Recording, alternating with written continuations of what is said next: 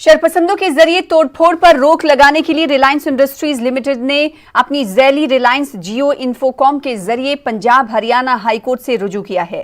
Company ने अपनी अर्जी में पंजाब और हरियाणा में मुलाजमीन की जिंदगियों को खतरा लाहक होने और अहम तरसीली ढांचे के तबाह होने के सबब खदमात में रखना पड़ने का जिक्र किया।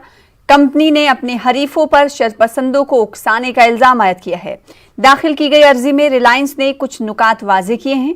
उसने साफ कहा है कि कंपनी की तरफ से कोई ज़रई जमीन नहीं खरीदी गई है, साथ ही ज़राअत के लिए कोई जमीन नहीं खरीदी गई है।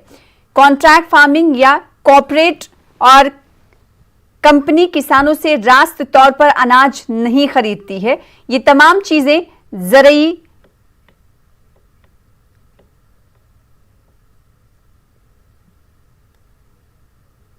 कानून के हवाले से खदशा लाहक होने के बाद और टावर्स को तोड़फोड़ करने के बाद, यानी टावर्स के साथ हमने देखा था कई तरह की तस्वीरें सोशल मीडिया पर दिखाई दी थी, जिसके बाद अब कंपनी ने अदालत से रुजू किया है। कंपनी किसानों से रास्त तौर पर अनाज नहीं खरीदती, इस अर्जी में कहा गया है।